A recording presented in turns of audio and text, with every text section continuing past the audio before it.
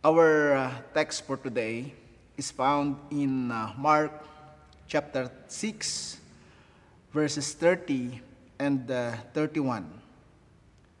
I am reading to you from the Good News Bible. The apostles returned and met with Jesus and told him all they had done and taught.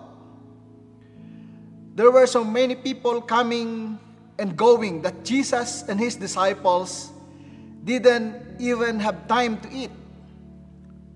So he said to them, "Let us go off by ourselves to some place where we will be alone and you can rest a while." Tayong lahat ay napagpala sa ating pakikinig sa pagkabasa ng kanyang banal na salita. Isang pinagpalang araw na naman, mga kapatid. Muli ay sama-sama at magsasalo-salo tayo sa dulang ng ating Panginoong Jesucristo sa araw na ito. Sa ating kapanahunan ay maraming nagbibigay ng kapaguran sa ating mga buhay. Tayo ay mayroong iba't ibang sitwasyon at magkakaiba din ang ating kalalagayan sa buhay. Sa gitna ng mga nangyayari dito sa ating mundo, ay may mga nararanasan o mayroon tayong nararanasan o gustong maranasan ng lahat ng tao. Sa ating sitwasyon ngayon dito sa buong mundo ay hindi madali. Nalilimitahan ang ating mga galaw dahil sa virus na dala ng COVID-19. At sa sitwasyon na kinakaharap ng buong mundo ngayon, ay kabahagi tayo, apektado tayo. Kung kaya nga po't maraming nag-aasam na sana matapos na ito. Na sana ay bumalik na tayo doon sa dating normal, hindi sa new normal, na kung saan ito yung buhay natin. Lahat po tayo ay nag-aasam na magkaroon ng kapahingahan at ng kapayapaan mula sa disturbance na ito na nararanasan ng buong mundo. Ngunit, paano? Paano natin mararanasan ang kapayapaan at kapahingahan, samantalang bahagi tayo sa nangyayari dito sa mundo? Our theme for today, the peace of God. The peace of God. Ang kapayapaan ng Diyos. Sa loob ng 3 taong ministeryo ng ating Panginoong Jesucristo na kasama ang mga alagad, araw-araw na walang tigil sa pangangaral sa mga tao at pagpapagaling sa mga may sakit. Ito yung araw-araw na senaryo sa kanilang buhay. Walang tigil. Mula sa isang lugar, lilipat sa isang lugar upang mangaral, upang magpagaling ng mga may sakit. Kaya sa senaryong ito, kahit tayo lang yung mag-isip kung araw-araw na ginagawa nila ito, ay makakaramdam at makakaranas din sila ng kapaguran. Ng kapaguran ng kanilang lupang katawan. Sa teksto po natin ngayong umaga, mababasa po natin, there were so many people coming and going that Jesus and his disciples didn't even have time to eat. Ilang oras ba yung pagkain? Minsan, 5 minutes lang, natatapos na tayo. 5 to 10 minutes, 5 to 15 minutes. 30 minutes kapag mayroong halong sharing. Pero tignan po natin, itong mga alagad na ito, kasama ang ating Panginoon, sa dami ng tao, sa dami ng kanilang ginagawa, kahit kumain, ay wala na silang panahon. Kahit kumain, ay hindi na nila maharap. Kaya sinabi sa kanila ni Jesus, let us go off by ourselves to some place where we will be alone and you can rest a while.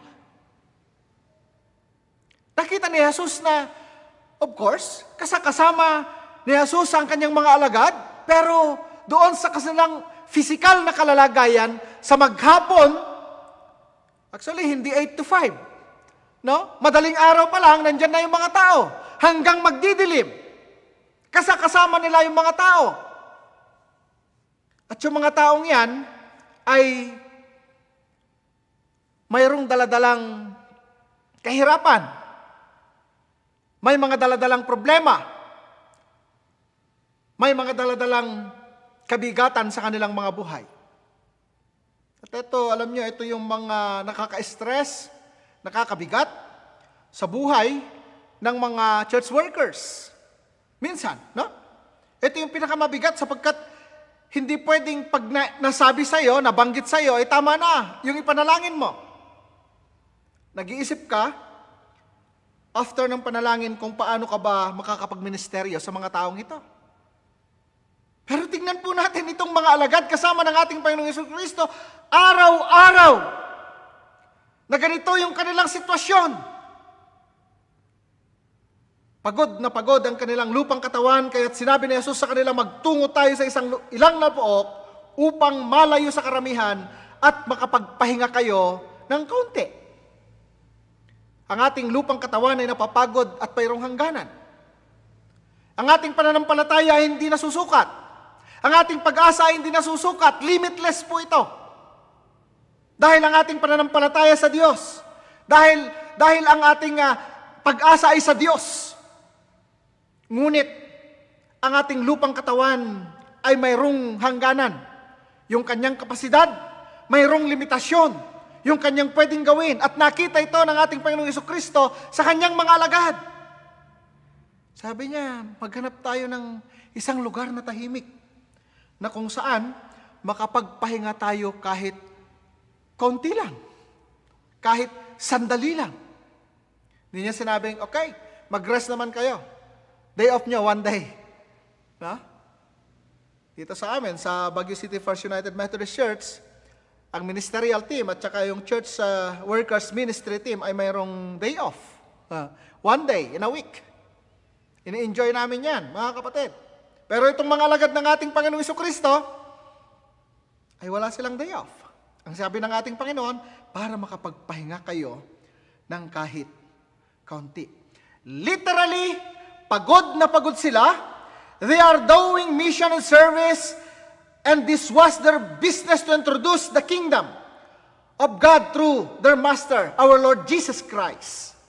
And they did this every day. Every day, mga kapatid. Araw-araw. Ito yung buhay at sitwasyon ng mga alagad na wala na silang reserbasyon. Within that, more or less, 3 years, nakasama nila ang ating Panginoong Jesucristo. They deserve a break. They deserve a rest for a while. Not in a day, but for a while. Siguro wala pang oras. Kahit kaunting oras lang para manumbalik ang lakas ng kanilang lupang katawan. Nakita po ito ng ating Panginoong Jesucristo. How about us? Hindi man tayo kagaya ng mga alagad na araw-araw ay nangangalap ng kaluluwa, hindi man tayo araw-araw ay nangangaral ng salita ng Diyos. Tayo po sa ating mga propesyon, tayo po sa mga bagay na ginagawa natin sa araw-araw ay nakakaranas din tayo ng kapaguran.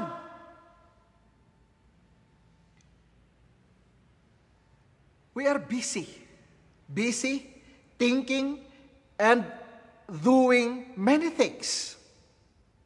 Kung ano yung nakaatang sa ating mga balikat, sa ating mga propesyon, kung ano yung mga bagay na kailangan nating gawin sa buong maghapon, ayon doon sa responsibilidad na nakaatang sa ating mga balikat, nakakaranas din tayo ng kapaguran.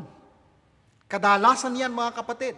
At ito yung tinatawag na naboboard din naman tayo. Ano? sa mga daily routine po natin. At alam nyo, yung simple boredom na mararanasan po ng isang tao, kapag ini-ignore po niya ito or taken for granted, darating yung panahon, ang laki-laki na pala ng kanyang kapaguran. Na hindi na niya kailangan, na hindi na sapat yung rest for a while, rest for an hour, kundi kailangan na niya talagang mag-rest. No? Mula doon sa daily routine na kanyang ginagawa. So kapag napapagod po tayo, literally, magpahinga po tayo. Alam niyo ba na mas nakakapagod yung maraming iniisip kaysa yung maraming ginagawa physically, ano? Alam mo, pagka marami kang iniisip na nakakabigat sa iyo, kahit natutulog ka na, gising ka pa. Kasi bothered ka doon sa mga iniisip mo na hindi mo ma-reconcile, hindi mo kayang resolbahin yung mga bagay na yung iniisip. Nalulunod ka na. Nadadaganan ka na. No? Doon sa mga bagay na iyong iniisip. Samantalang doon sa physical na kapaguran, mga kapatid, dahil sa gumawa ka ng mabibigat na bagay, ay pag itinulog mo yan, ikinain mo yan, mawawala na. After 5 minutes, after 10 minutes, 15 minutes, nakarecover ka na uli. In spite of these things, do you still have peace in your life? What is the meaning of peace? Si Google, kinonsult po natin, kinuha ko yung maikling definition niya. Sabi niya, freedom from disturbance. Freedom from disturbance. And sabi niya, a state or period in which there is no war or a war has ended. Ito yung description, ito yung meaning, sinabi ni Google kung ano ba yung peace, kung ano ba yung kapayapaan. No? Freedom from disturbance. Literally. But, alam po natin na maraming may gusto ng kapayapaan, sumisigaw nga sa kalsada, ipinapahiwatig na gusto nila ng kapayapaan. Pero ano bang kapayapaan yan? Pagka sa sosyedad o komunidad na ating kinagagalawan, mga kapatid, ay parang napakahirap makamtan yung kapayapaan. Papasok po tayo dyan doon sa kung ano ba yung totoo na kapayapaan na kailangan ng tao. What is peace anyway? The word peace describes an inner quietness, restfulness, and tranquility. Ito yung ibig sabihin ng peace. Outside doon sa Google. No? Peace describes an inner quietness. Inner peace. Yung tinatawag natin inner peace. Restfulness.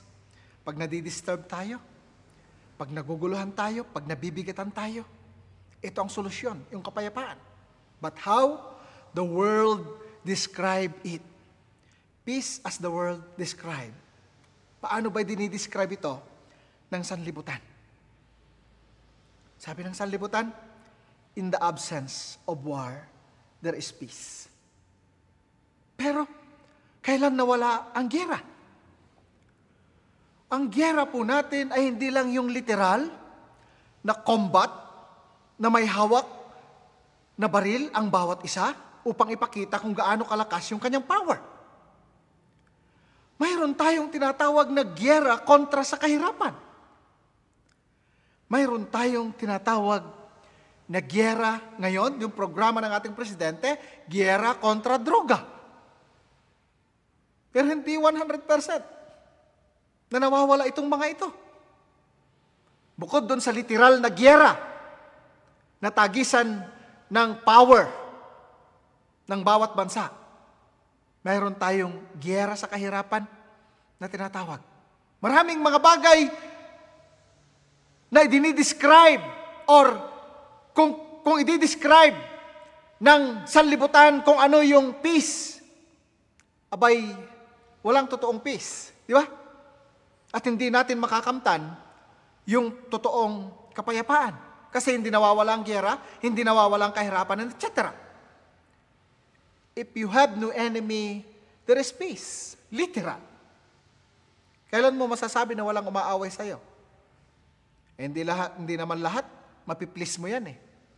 Minsan nga, doon lang sa itsura mo, inaaway ka na. Di ba? Ayaw ka na. Napag-aralan natin, sa mga other worships po natin, sa mga sermon po natin, ay natakil po natin yung rejection. No? Nire-reject po tayo. At minsan, doon nagmumula yung ayaw kita, ayaw mo ako, what? Di ba? So, lahat po tayo ay mayroong ganitong sitwasyon. Hindi natin mapiplease ang lahat ng tao. If you have more money, there is peace. Actually, sabi nga ng mayayaman, na iba, mas magulo pa daw yung buhay nila, di ba? Gaano katotoo na mapayapa ang buhay ng maraming pera? Di ba? Minsan, pag marami kang tinatangkilik, lalo kang magugulo. May panahon sa ating bansa na mainit sa mga kidnappers ang mga chinita at chinito. Kasi sila yung mga anak ng mayayamang mga businessman, mga kapatid nating Chinese. No? Kaya ibang Chinese noon, mayroong panahon na nagpapalaki sila ng mata, no? para maiwasan yung pag nakita kasing chinita yan, no? Mayroong kaisipan kaagad yung mga mandarambong na kidnap ito. Ang Pilipinas noon ay mayroong ganyang sitwasyon, yung kidnap or ransom. At napakaraming namatay dyan. No? If you have more money, there is peace, I doubt. Sincerely, I doubt. Hindi ko man naranasan pa yung napakaraming pera, pero I doubt. Hindi ito ang tunay na kapayapaan as described by the world. Na dinidescribe at maaring kaisipan din naman ng iba sa atin or ng karamihan sa atin kung paano natin i-describe ang kapayapaan. But, ano ba yung totoong kapayapaan? Dito pumapasok yung konteksto at buhay natin bilang mananampalataya, bilang reconciled children of God sa pamamagitan po ng ating Panginoong Jesucristo. No? The peace of God must be seen in our lives in the midst of trouble. Hindi yung peace na nandun yung quietness, nandun yung restfulness, nandun yung tranquility. Kundi yung mapapayapa dahil walang disturbance. Kundi yung kapayapaan na nanggagaling sa Diyos o ang Diyos mismo ang kapayapaan ay kailangang makita sa ating buhay in the midst of our troubles. Ang totoong kapayapaan kapag ang Diyos ay nasa iyo.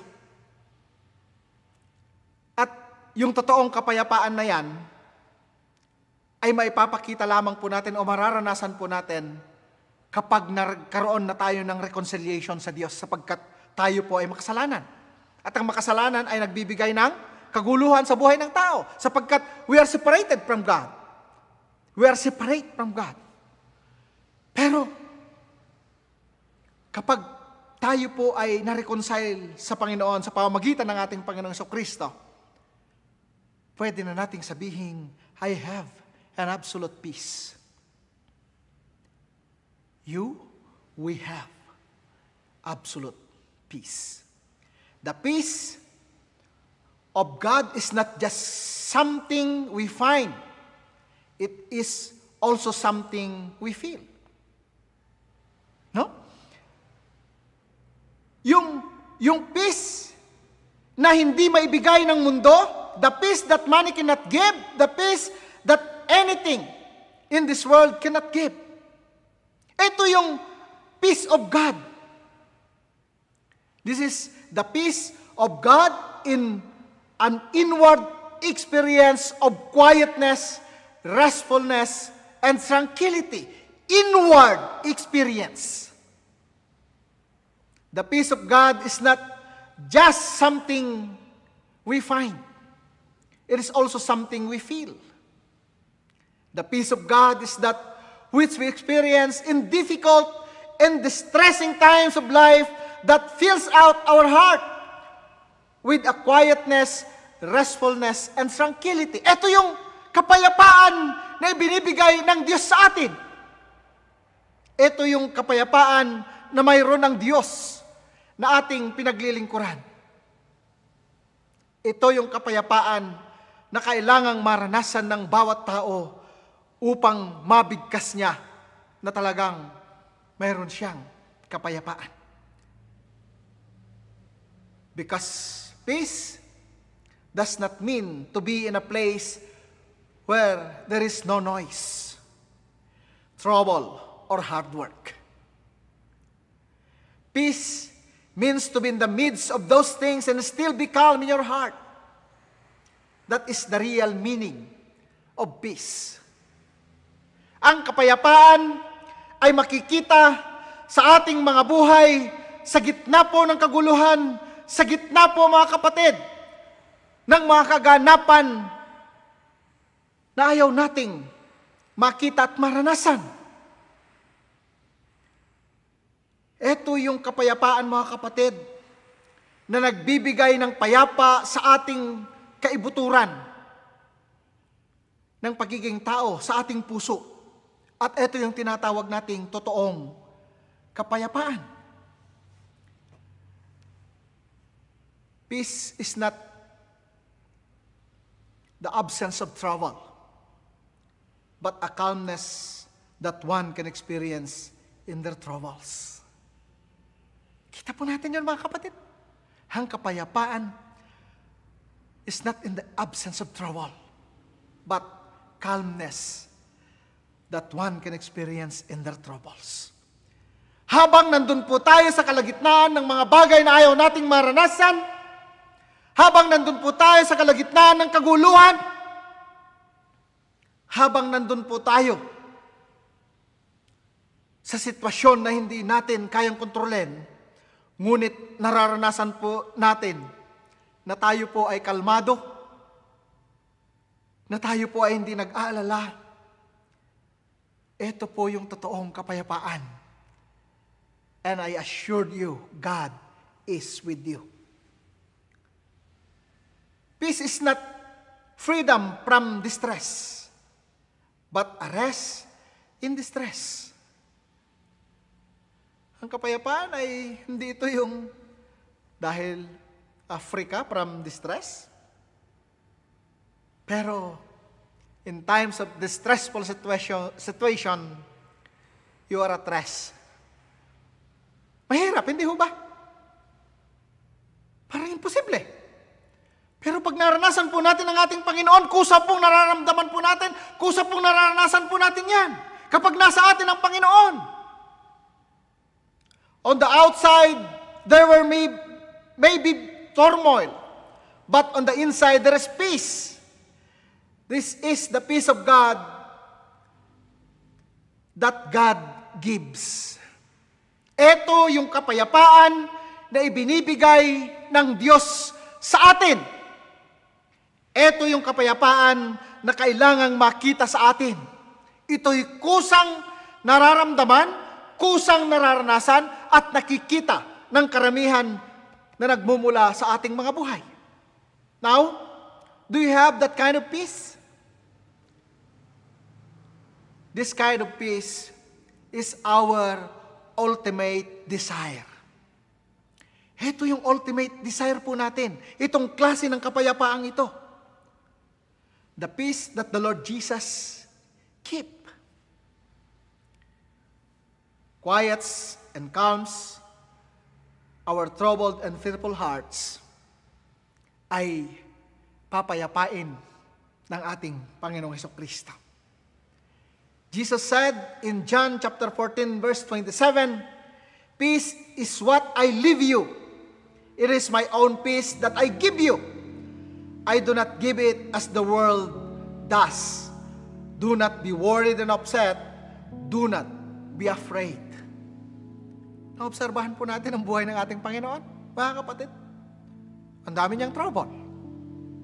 Actually, mga kapatid, yung pinakamatindi na kanyang naranasan, na na-trouble siya, yung nagkaroon siya ng na-trouble yung kanyang kaisipan marahil, ay nang nandun siya sa Garden of Gethsemane. Hindi ho ba't nanalangin siya roon? Hindi lang siya umiyak. pinagpawisan siya ng dugo. Matindi yan. Pero, yung naranasan niyang iyon, mga kapatid, ay hindi nawala yung kapayapaan na nasa kanya. Sa una't una pa, alam na niya yung kanyang misyon at ito yung darating na kanyang mararanasan. Ilang beses niyang sinabi sa kanyang mga alagad, 1, 2, 3 beses, na kailangang mamatay ang anak ng tao. Pero nung nandun na siya sa panahon na yun, mga kapatid, lumuhod siya sa kanyang ama. At ang sabi niya, Ama ko, kung maaari, huwag mong itulot na inumin ko ang sarong ito. Pero ang sabi ng ating Panginoon, not my will, but your will be done. Ngayon, sinasabi niya sa kanyang mga alagad, peace is what I live with you. It is my own peace that I give you. No? Yung kapayapaan ko ang iniiwan ko sa inyo. Ito yung sinasabi ng ating Panginoong Jesucristo nung malapit na siya na harapin ang kanyang kamatayan. Inahanda niya ang kanyang mga alagad sa matinding kalungkutan na kanilang mararanasan. Kaya't sinasabi niya, ang kapayapaan ko ang ibibigay ko sa inyo. Kapayapaan, sabi ng ating Panginoong Jesucristo, ang iniiwan ko sa inyo, ang aking kapayapaan ang ibinibigay ko sa inyo. Hindi ito katulad na ibinibigay ng sanlibutan. Huwag kayong mabalisa, huwag kayong matakot. Ano yung nagbibigay ng kabalisan sa atin at ano yung magbibigay ng takot sa atin? Alam natin na nagumpisa tayo sa Diyos at magtatapos tayo sa Diyos. Mga kapatid, mayroon tayong iba't ibang yugto kung paano natin naranasan ng Diyos. At kahit kailan, hindi Kanya iniwan at hindi Kanya pinabayaan. Yung mga pangako ng ating Diyos ay totoo sapagkat buhay siya. Yung mga pangako ng ating Diyos ay hindi mapapasubalian. At kapag pinag-uusapan po natin yung totoong peace, it must be our ultimate desire. The peace of God be with us. Be with us. My brothers and sisters in Christ, we can experience the absolute peace if we are reconciled with God through His Son, Jesus Christ. Mararanasan po natin yung absolute peace na nanggagaling sa ating Panginoon kapag na-reconcile po tayo sa Diyos sa pamamagitan ng Kanyang bugtong na anak na si Jesus. Ang Diyos lamang ang makakapagbigay ng totoong kapayapaan sa atin. You have absolute peace if God is within you. The peace that the world cannot give. The peace that money cannot give. The peace that anything in this world cannot give. Brothers and sisters, the peace of God is that which we experience in difficult and distressing times of life that fills out our heart with a quietness, restfulness, and tranquility. Ito yung totoong kapayapaan na sa Diyos lamang natin ito mararanasan. The peace of God will govern you and be with you, my brothers and sisters in Christ, now and forevermore. To God be the glory. Amen and amen. Tayo ay manalangin. Dakilang Diyos na pinagmumulan ng totoong kapayapaan at aming nararanasan bilang iyong mga anak. Kami po ay nagpapasalamat sa inyo, dakilang Diyos, na sa kalagitnaan po ng mundo na aming kinalalagyan, na mayroong kaguluhan, ngunit kami po ay mayroong kapayapaan, sapagkat ikaw na Diyos na aming pinaglilingkuran ay hindi nang iiwan at nasa amin. Dakilang Diyos, ito yung sekreto na kailangang makita at maranasan ng bawat mananampalataya. Na anumang mga troubles, na anumang mga kaguluhan, kahirapan dito sa mundo ay hindi pwedeng maapektuhan ang kapayapaan na nasa amin sapagkat si Jesus ang siyang nabubuhay at nagbibigay sa amin ang kapayapaang ito. Dakilang Ama, maraming salamat sa mga nakakasama namin sa worship online. Ano man yung kanilang kalalagayan ngayon, Panginoon, abutin mo sila ng iyong mga salita. Abutin mo sila, Panginoon, mula sa kanilang mga kinalalagyan at bigyan ng totoong kapayapaan. Dalangin ko, O Diyos, maging ang kanilang mga pamilya. Dalangin ko, Ama, na kung mayroon man sa amin ngayon na nagdududa sa kapayapaang ibinibigay ng Diyos, hayaan mo, Ama, na kanya kang maranasan totally, from head to foot, mula sa kanyang karanasan, umaga hanggang gabi, hanggang kinabukasan. Sa lahat ng yugto ng kanyang buhay, ay maranasan niya ang kapayapaan na nanggagaling sa inyo. Maraming salamat, O Diyos, sa Baguio First United Methodist Church.